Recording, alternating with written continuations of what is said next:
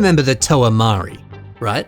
Many argue it's the greatest era of Bionicle. So many incredible Toa designs, so many awesome characters, a lot of brilliant story moments. It's pretty good. But what would these sets look like if they were revamped and reimagined? Let's check out some community creations that revamp each of these 6 Toa. Be prepared to be wowed by some awesome building techniques and some clever concepts. Let's do it. We'll begin with Matoro by Necroscope Simple Mox. Man, now he's big. I do appreciate some more of the kind of snow and ice references that are all over this mock. Especially those snowflake pieces on his shoulders. Always like that piece, it always looks so cool when you use it like that. Because that's the thing, right? The original Matoro, there wasn't that much like obvious ice elemental theming going on, which is fine, he doesn't need that, but it does look good when you see it. And then he's got Wolverine claws on his wrists. The use of these rubber spike pieces that came on Rocker 3.0, that's kind of the best piece to use, right? If you want that iconic look, not many other pieces are going to accomplish it in the same way that this does. Just above that, there's a gold chain, or a few of them strung together. Now they appear to be linking up to this mask, which at first I thought was just a mask on a chain, but I don't know, it almost looks like it's some sort of larger technology or something. It does look like it's linked up to other things. I don't particularly know what this is, but I'm more focused on the actual gold color of this chain. Because you got a mock here that is, it's got a couple other accent colors, but for the most part it's white and it's silver. Which is a good color scheme, sure, but the two colors are very close to each other. You need something else to make it really pop. And gold, that's the perfect color. And surprisingly, I think having a little bit less of this really helps. If gold was everywhere all throughout this, I don't know, I think it would be too busy, it would be a little too much. But this small hint, that's all you need. It really makes this mock shine. It's a nice inclusion. Up top, we got Nuju Metru's mask on the shoulders. Now, you don't really see people playing with this piece all that much, and that's because, well, the mask is asymmetrical. With the scope only being on one eye, if you want to pair two of them together on a symmetrical design, this makes that a little bit difficult. You'd think it wouldn't look as good, but this mock kind of proves that wrong. This is a good shoulder design. It looks nice. But one of my favorite things, it's not even attached onto the mock. It's this base below. This is made up of these snowflake pieces and a combination of like bushings and gears. It's sick. I don't fully know what it's meant to be, but I don't know, I see it as some sort of attack that Matoro is doing. He's transforming the landscape around him into snow and ice, or perhaps this is just some sort of weirdly shaped surfboard. Whatever it is, I just like how it looks. The pattern of all of these pieces tessellating together, the maths of how it all adds up. It's satisfying. Now for Hewkii.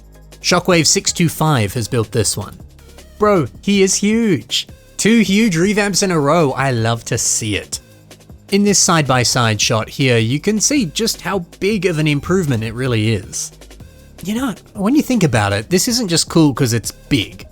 It does sorta kinda work in with the story. If the Toa are traveling to the deepest depths of the ocean, there's a lot of pressure under that water. It's only fitting that you would get really strong armor that would be perfect for withstanding that pressure. Plus the sturdiness of it, the density, the bulky armor, that kind of style. It would also protect you from the other threats that await under the water. So I think it kind of works. Maybe I'm reaching a little bit, but it does, right? To some degree. I like this thigh design. You'll see that it's using this silver G2 Onawa claw just to armor it up a little bit, to round it off.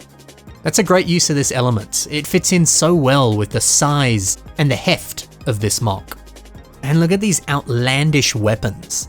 A giant blaster, a giant, I guess, staff or sword, I don't know what you'd call that, but it looks cool. And some pretty big shoulder spikes as well. Now these were present on the original set, just a lot smaller. Now they become a lot more imposing and menacing when they're this big. There is the tiniest little hint of orange on the thighs, feeding that tube through the gaps in the silver armor piece, that Nuva armor piece. It's a nice way of attaching it. And the smallest injection of orange, Well, it works well. Oh, but the mask. Look at this mask. More spikes, more tubing. It looks so good. You know, it vaguely looks a little bit like a big old mustache. I know it's not, but that does make him look cooler. The best bit is the use of this older stud shooter blaster. The piece naturally has that dark bluish grey section, which you press down on and it shoots the stud. But here it works so well for greebles, mechanical details. It really helps sell the fact that this is some sort of breathing tech. It's such a good use of this piece. A builder simply titled Matt, they've revamped Hahli for us. Matt has almost flipped around the colour scheme. Lime is very much the primary colour and the dark blue more of an accent. But I vibe with this. It's a fun little experiment to flip the colours on a set and see what it looks like. Because I think this looks great.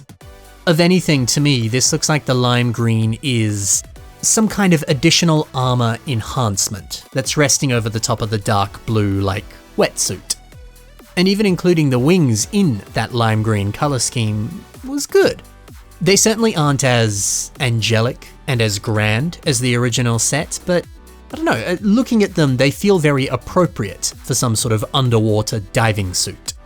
If you're curious, these pieces, by the way, appeared in this Ninjago snake helicopter.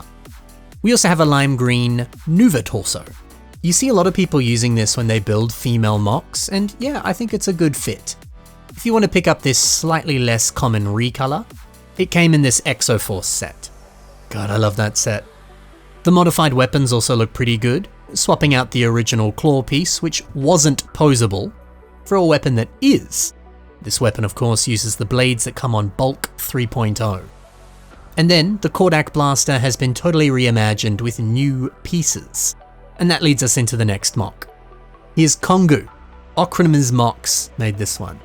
So yeah, this does a similar thing.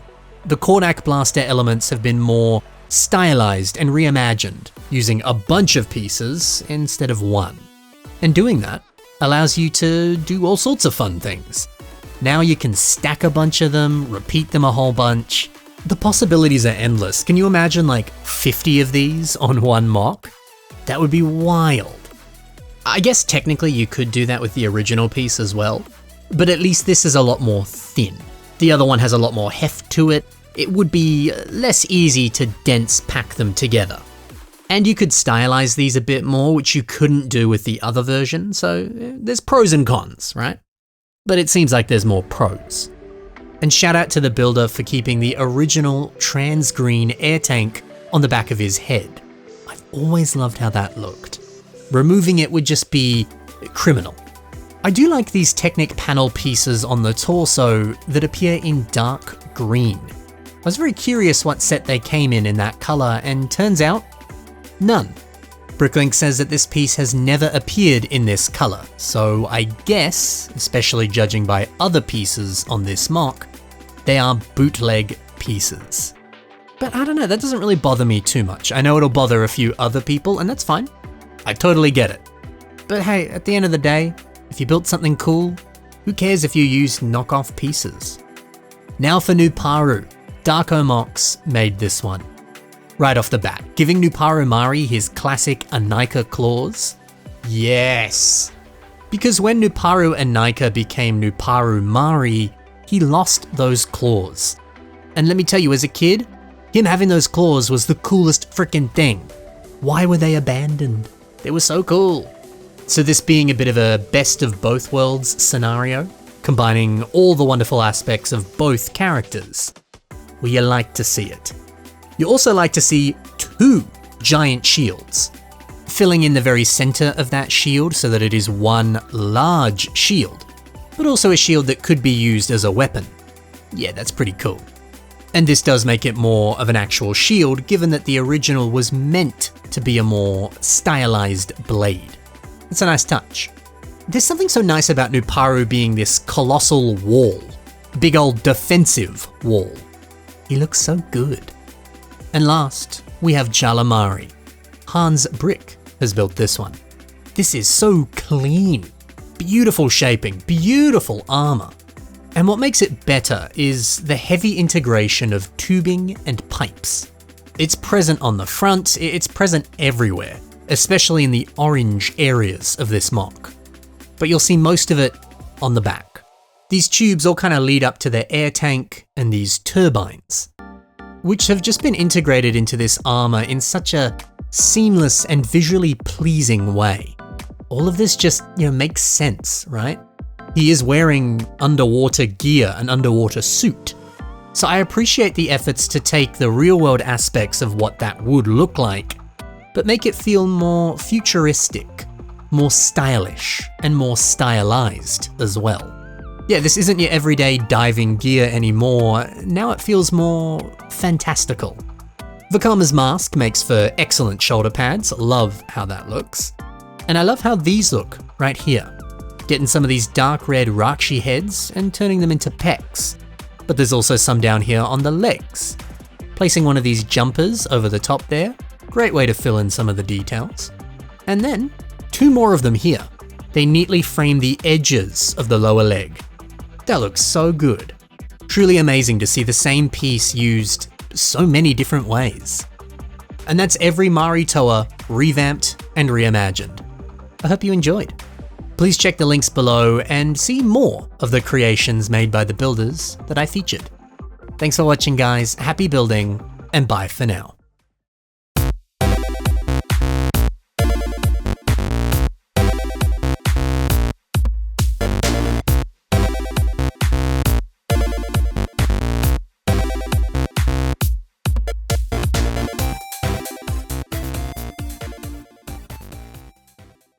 Now that Shapeways is gone, where the heck can I order 3D printed pieces?